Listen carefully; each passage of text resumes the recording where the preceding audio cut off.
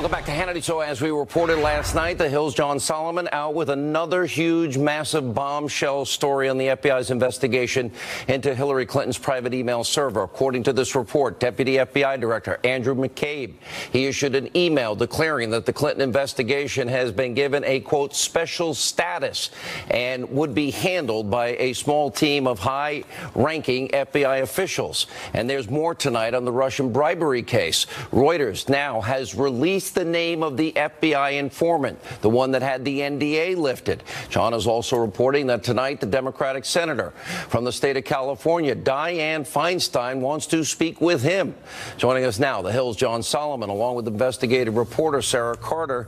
I don't even know where to begin. The fact that this informant's name was released, that's troublesome to me. But more troublesome, I'll let you both address this, John, first. More troublesome is the fact that their Justice Department is leaking, oh, he doesn't have any information, when I know that's a lie. Yeah, no, you're right, Sean. We have seen the Attorney General, Jeff Sessions, tried to say there's no connection between Uranium One and the Mikoyan Russian bribery case. We've seen the Deputy Attorney General say that, and now we saw two anonymous officials in a Reuters story saying that. And what we'll say back to that is I think people should tune into the Hill next week. We'll show people the real FBI documents, what the FBI learned in real time about the Russian bribery case and its connection to Uranium One. There'll be no doubt about it when we put those documents into the public domain. I've said to you, you guys are going to be Woodward and Bernstein by the time this is all over. And Sarah, let me get your take on this. You know who the FBI informant is. You both know. You have both talked to him. We know who the attorney is. How extensive? They're trying to downplay what he has. Sarah, how extensive is it? And what do you think of the release of his name? Well, I know he's very concerned about the release of his name. He did not authorize that, although he was contacted by the reporter from Reuters. I spoke to him and asked him, what would you want me to say? And this was through his attorney when I speak to Sean tonight. And one of the things that he'd like to get out there is, you know, at the time that the reporter contacted him, you know, he's been terribly ill. He's been battling cancer. He's been in a battle not only with the U.S. government, but he is very sick, and he's been battling cancer and going through chemo. And, you know, all of these now are coming out. So he is in a battle for not only his life, but in a battle against what he perceives as people within the U.S. government that don't want the story to come out. But there is so much information, Sean, that he is willing to share with the public to set the record straight. And believe me, we're going to get it out there. He is going to have his say. His voice will be heard. 4 years an informant. He knew about the bribery, extortion, kickbacks, money laundering of Putin's agents, if you will, in the U.S.? Yes. And he will be able to lay that all out for everyone, and he will do that for Congress, and specifically for Congress. And I know, you know, John and I have been working on this for months and months and months. Another clarification in the story, they called him a lobbyist. He was not a lobbyist. He was a consultant, which was very different. And remember, he was the one that came to the U.S. government. He came to the Justice Department with this information. I'm guessing, John, at the end of this FBI informant is going to end up being the hero. Yeah, I don't know whether hero, I mean, that's other people's decisions to put white hats and black hats on people, but he is going to be an extraordinary fact witness because he gathered so much information. There are videotapes where the Russians are opening up briefcases full of cash. These are the people that we then gave uranium to, that we then gave nuclear fuel contracts to. When people see these videotapes. All this is happening before they sign off on Uranium One. They knew about bribery, extortion, kickbacks, money laundering before. They knew this was Putin. They did it anyway. The Russians must think we are really dumb. That's funny that you would say that, Sean, because there was a conversation that the informant attended where they actually said that about Americans, and we'll be reporting on that soon. But the Russians really thought they had played America on this one. Wow. All right. We will get to the bottom of this. Let me go back to this story about McCabe. We had the tarmac meeting.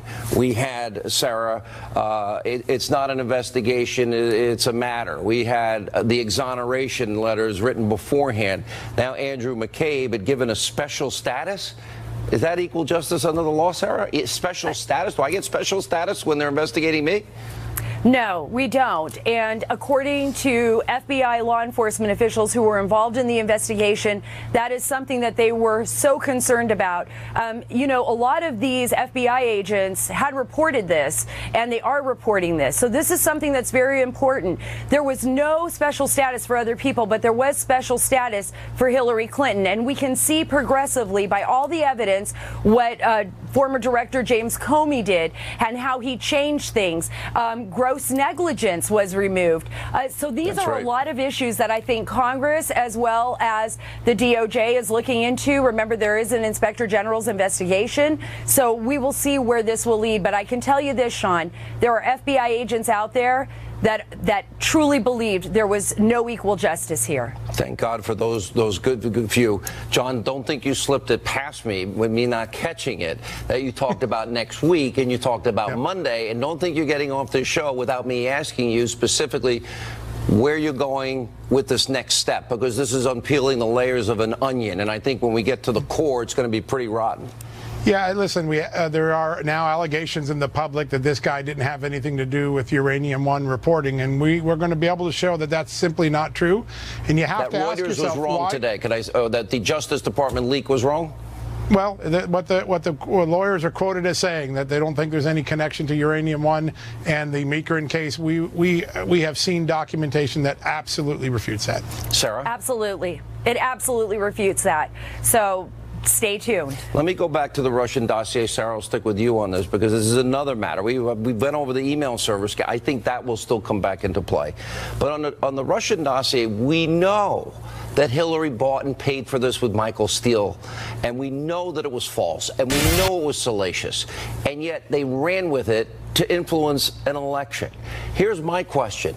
If they're looking at Trump-Russia collusion and they have nothing, even the Manafort indictment is nothing related to this, and you've got Hillary paying a guy that's getting lies from Russia, why is that not investigated by Robert Mueller? Sarah?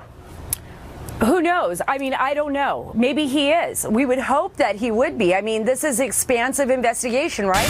He went way beyond the realm of what we thought he would be investigating when he wrapped up Paul Manafort and the others into and gave them, and handed out the indictments. So we just don't know. I don't want to make any assumptions there, but we do know. What we do know is that the Judiciary Committee, other committees are looking at this very closely. We know that Glenn Simpson, who is the owner of Fusion GPS, testified and also talked about spreading this dossier. But what about Sessions? What about Sessions' testimony this week about a special counsel and reaching the standard?